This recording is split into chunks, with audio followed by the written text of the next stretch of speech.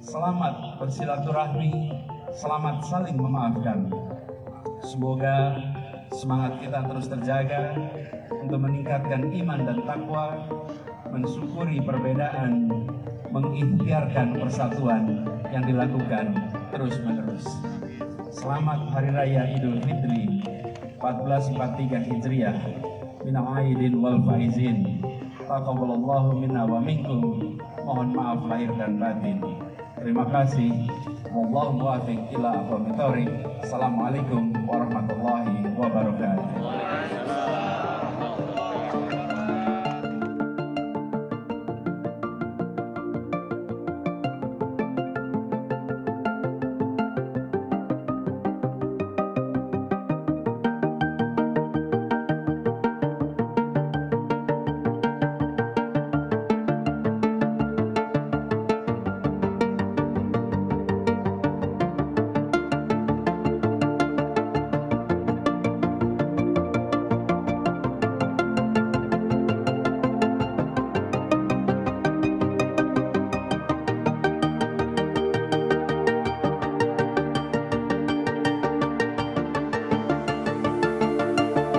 Bismillahirrahmanirrahim. Assalamualaikum warahmatullahi wabarakatuh. Waalaikumsalam. Salam kedaulatan rakyat. Salam.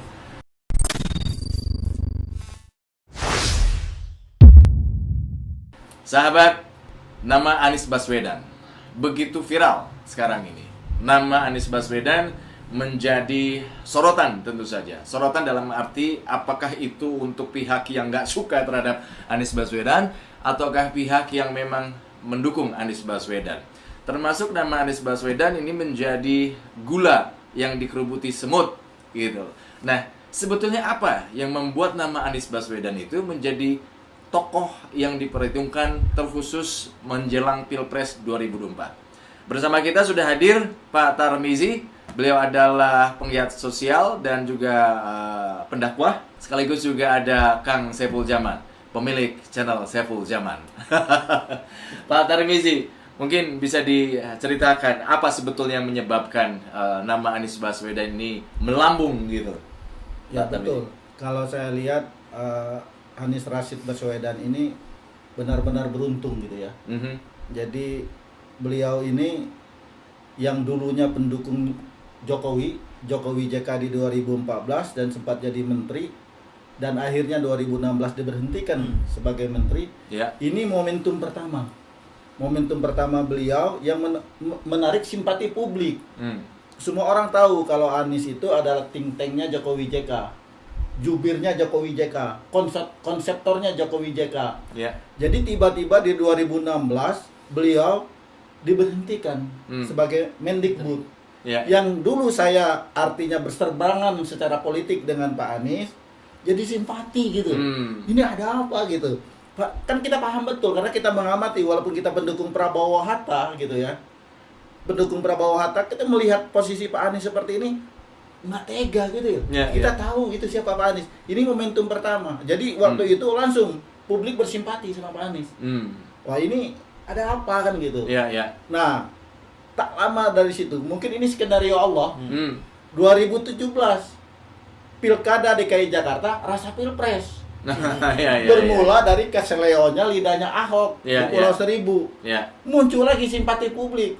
Jadi dulu yang kita katakan itu Pilkada DKI Jakarta, rasa Pilpres, semua itu nama Anies itu terkenal gara-gara Pilkada DKI. Padahal dia untuk mencalonkan gubernur DKI. Ya kan kita lihat, itu momentum kedua dan nama beliau sekarang melambung ketika melihat kunjungan ke daerah disambut baik. Karena memang pilkada DKI rasa pilpres. Nah sekarang saya merasakan terus dan itu berefek sampai dengan hari ini. Ya. Jadi momentum yang ketiga itu adalah di 2024. Ini sepertinya 2024 ini kalau kita lihat momentumnya itu adalah momentumnya milik Pak Anies. Jadi bukan kita ininya, kita secara real sekarang siapa yang elektabilitasnya naik. Pak Anies itu tanpa bekerja timnya untuk menaikkan elektabilitas. Pak Anies itu masih bertugas di Jakarta. Nggak ada kampanye segala macam. Tapi itu mengalir bagai air, bagai magnet, kata Kang Epul tuh mendekat semua ketika Pak Anies kunjungan ke Lombok, ke Balikpapan, ke Bandung gitu. Itu luar biasa sambutan. Orang ingat Pak Anies. Ingatnya apa? Di Pilkada 2017 rasa pilpres. Ya. Kang Epul, kalau dilihat tadi dari penjelasan Pak Tarmizi, momen-momen ini, momentum-momentum tadi yang diceritakan itu, apakah dimanfaatkan dengan sangat cermat dan baik oleh Pak Anies Baswedan?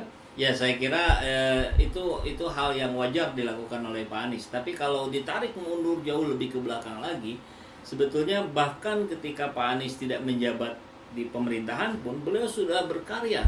Kita tahu ada kegiatan urun tangan. Dia mengumpulkan para praktisi pekerjaan apapun itu, ada yang direktur bank, ada yang pegawai swasta, ada yang ini segala macam, itu ditarik, diajak oleh Pak Anies untuk turun ke daerah-daerah mengajarkan tentang Gerakan Indonesia Mengajar. Gerakan Indonesia Mengajar ya. Masuk sekolah-sekolah, pelosok-pelosok, orang-orang yang kemudian anak-anak SD dipertemukan dengan orang bankir, dengan seorang pejabat gitu yang selama hidupnya barangkali kalau di daerah itu tidak pernah ketemu pejabat gitu. Nah, jadi ada motivasi, gerakan motivasi yang luar biasa dari seorang Anies Baswedan. Saya kira itu menjadi titik yang lebih awal sebelum kemudian beliau bergabung dengan timnya Pak Jokowi. Dan menariknya adalah memang saya kira dimanapun di dunia ini, orang yang terzalimi oleh penguasa itu akan mendapatkan respon yang besar dari rakyat. Dan itu sebetulnya sudah terjadi juga pada Ibu Mega dulu gitu, ketika PDIP-nya akan diambil alih oleh peristiwa Kuda Tuli itu ya. Suryadi ya, betul. Akhirnya kan di situ titik kebangkitan PDIP. Dari situlah kita lihat ada beberapa pola yang itu memang dimanfaatkan, seperti Pak Anies memanfaatkan momentum itu. Tapi ada juga yang diada-adakan gitu. Jadi ada playing victim gitu.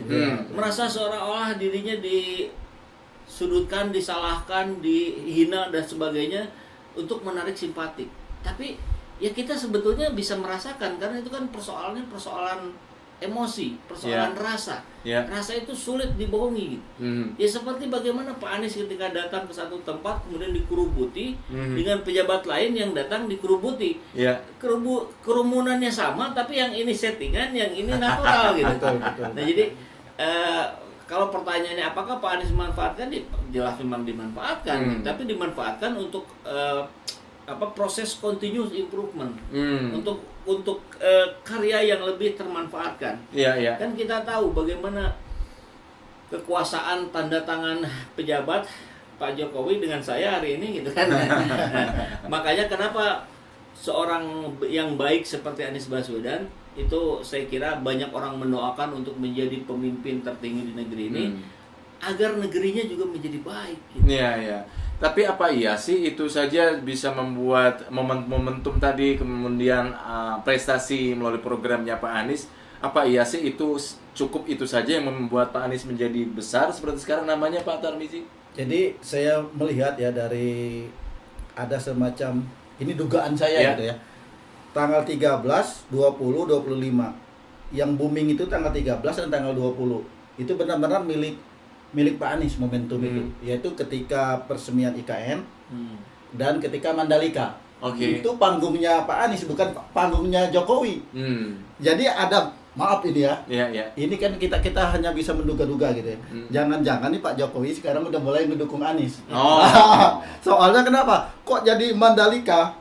Kita lihat kan itu kan jadi besar namanya Pak Anies.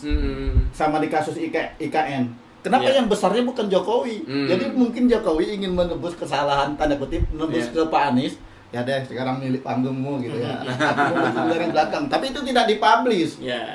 tidak diungkapkan. Tapi kita yang orang umum ini, jangan-jangan Pak Jokowi sekarang mendukung Anies gitu. Karena mendukung Ganjar, sepertinya Ganjar agak berat dapat tiket dari PDIP kan gitu. Kan bisa jadi, namanya politik kan. Ya. Ini biasanya di belakang tokoh-tokoh ini ada konseptor ini, ada think tank, ya kan, yang membuat pergerakan di setiap momen, kemudian panggung baik itu yang kasat mata terlihat di setting maupun yang tidak terlihat di setting gitu loh. Kang, saya pun melihatnya sebenarnya di belakangnya ada tim gitu yang membuat Anies. Tim khusus untuk persiapan Anies Presiden 2024 tidak ada. Tidak ada. Saya pastikan itu belum ada. Nah, Tidak ada, belum ada. Karena suatu saat pasti ada. Tapi tim yang menemani Pak Anies, yang memberikan masukan-masukan, saya kira itu sudah pasti ada. Siapapun pejabat yang ada di level itu pasti ada. Iya. Staf khusus, staf ahli dan sebagainya. Nah, yang menarik adalah ketika seorang pemimpinnya saja sudah secerdas Pak Anies, biasanya orang-orang yang berada di lingkungannya itu tidak jauh gitu. Pasti juga PhD misalkan para doktor dan seterusnya. Sehingga kita bisa lihat bagaimana aksi-aksi seorang Anies Baswedan itu selalu nampak elegan gitu. Selalu tampak menunjukkan kewibawaan dan itu natural gitu. Bagaimana ketika misalkan Pak Jokowi ngeluh tentang impor barang segala macam, kemudian Anies menjawab di forum masjid misalkan, memastikan bahwa dia kan dikasih sorban tuh. Ini sorbannya lokal atau impor nih? Mudah-mudahan lokal ya. Jadi selalu nuansanya itu nuansa kesejukan yang bisa kita dengar dan kita terima. Maka tentu sekali lagi saya ingin memastikan dugaan saya secara pribadi, tim Anies ini ada cukup banyak, saya kira lebih dari 2 orang, dan dia orang-orang hebat yang bisa menjaga Anies tetap dalam koridornya sampai saat ini. Ini menarik ini ketika kita berada di peers atau lingkungan yang sama dengan kita, satu frekuensi, itu biasanya akan saling menguatkan, ya kan? Istilahnya kalau bahasa Inggris itu your vibe attracts your tribe attracts your vibe. Nah, ini menjadi menarik gitu. Ketika seorang pemimpin atau calon pemimpin, kecerdasan itu akan terlihat. Maka biasanya itu akan juga menularkan ke orang-orang di sekitarnya. Ketika kita bicara soal sosok ini Pak Tarmizi, publik sepertinya perlu juga tanpa membedakan satu dengan yang lainnya. Sebetulnya kecerdasan Anies Baswedan ini dinilai di lingkungan sekitarnya itu seperti apa? Ya, kecerdasan politik Pak Anies itu di atas rata-rata.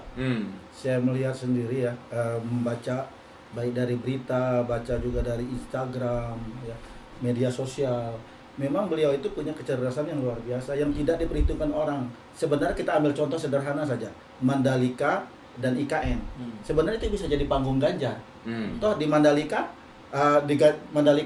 katanya Ganjar juga ada, tapi tidak dimunculkan. Tapi di IKN Ganjar datang, Anies datang, Ridwan Kamil datang.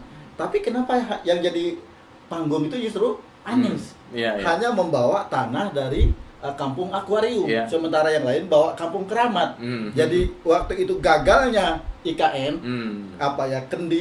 ritual kendi Nusantara itu gara-gara Anies bawa tanah dari kampung akuarium. Kan gitu. Ini kan suatu hal yang justru menguntungkan Anies. Kenapa yang tanahnya yang digoreng oleh Bezer gitu ya? Justru enak diuntungkan gitu ya. Kayak Mandalika, itu kan ada pawang hujan. Justru panggungnya Anies justru. Kenapa jadi menarik gitu? Malah kalau kita lihat video, nggak tahu itu benar atau tidak, kenapa Pak Jokowi jadi cepat-cepat lari kan gitu? Mungkin ini nih panggungnya Anies gitu. Itu akan manfaatkan.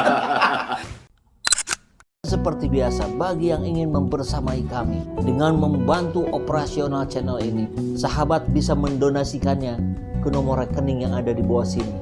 Dan silakan untuk mengkonfirmasikannya ke nomor yang ada di sini.